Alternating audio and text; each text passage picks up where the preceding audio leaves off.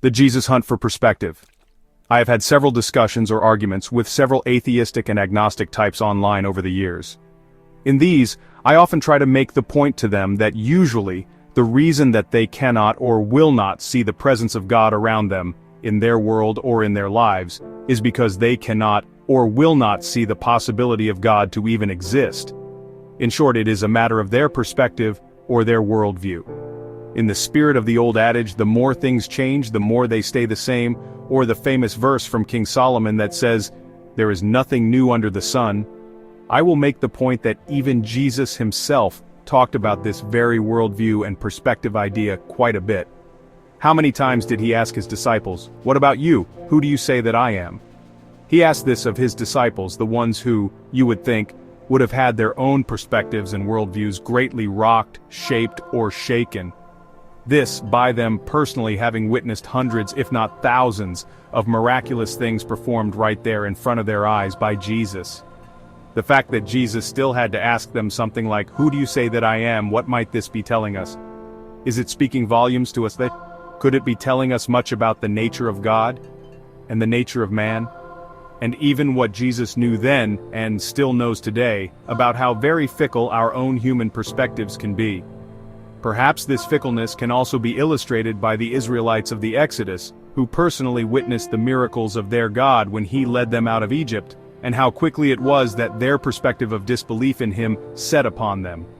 When the chief priests asked Jesus, "Tell us by what authority you are doing these things," or, "Who is the one who gave you this authority?" what did Jesus counter their question with? He wanted to know what exactly their perspective was in regards to their beliefs on where exactly John the Baptist's authority came from. He knew that this very thing would dictate whether he was wasting his own breath or not. Again, he asked to some people who I am quite sure also personally witnessed many of the miraculous things that Jesus did. Jesus' reply was doing so much more than just rebelliously sticking it to the scribes by not giving an answer to them about his authority. He was exposing that universal truth in regards to the importance of our perspective, and putting it into the record for all of his future disciples. On one of the days while he was teaching the people in the temple and preaching the gospel, the chief priests and the scribes with the elders confronted him, and they spoke, saying to him, "Tell us by what authority you are doing these things, or who is the one who gave you this authority?" Jesus answered and said to them, "I will also ask you a question, and you tell me, was the baptism of John from heaven or from men?" They reasoned among themselves, saying, "If we say from heaven, he will say, 'Why did you not believe him?' But if we say from men, all the people will stone us to death, for they are convinced that John was a prophet." So they answered that they did not know where it came from. And Jesus said to them, "Nor will I tell you by what authority I do these things." Luke chapter 20 verses 1 through 8, New American Standard Bible. Another interesting aspect of this non-answer to Jesus and from Jesus to the scribes and high priests is that their own perspective was that they were too afraid to answer the question because of a fear of the people around them, as opposed to a fear of the God before them, or by their own preconceived notions about God, and the coming Messiah that they were expecting to show up, and their own attempts to deceive Jesus and themselves. This idea that our belief and hope in him begins with our own perspectives is even solidified with the following verse, where Jesus tells us that the kingdom of God starts right here, right now, and through us and out of us through our faith in him. And when he was demanded of the Pharisees, when the kingdom of God should come, he answered them and said, "The kingdom of God cometh not with observation. Neither shall they say, Lo here, or Lo there. For behold, the kingdom of God is within you." Luke chapter 17 verse 21, King James Version. Of course, the great perspective adjuster and trainer is known to us as the Bible.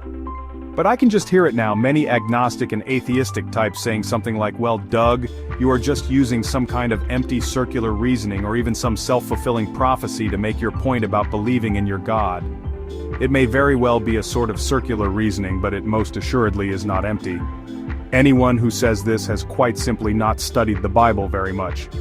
It is also God's very own self-fulfilling prophecy. We, being created in God's image, are served quite well by imitating this kind of self-fulfilling prophecy that God's manual for us has modeled to us over and over through the centuries, with the foreshadowing and continual playing out of his redemptive power pattern being woven in it throughout the ages. The fact of his people living it and writing it all down throughout the centuries is breathtakingly unfathomable and undeniable. This repeating redemptive pattern most importantly being played out, ultimately in the life, death, and resurrection of Jesus the Messiah, as put forth in the Gospels. The redemption of mankind, for example, is foreshadowed by Psalm 22, some 1,000+ years earlier, to name just one of the thousands of remarkable recurring patterns in the Great Perspective Adjuster. The Lord stands at our door and knocks. Will we let him in? To begin in us this great perspective adjustment. In this light, here is a visual exercise for an atheist to try out.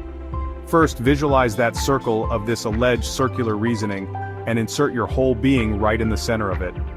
Now visualize juxtaposing over that circle, God's self-fulfilling prophecy of the cross. Now from that perspective, if you look up just a little bit, you just might find yourself right in the crosshairs of the Lord. Bang! Laughs. Praise be to the perfect, righteous, and loving Lord.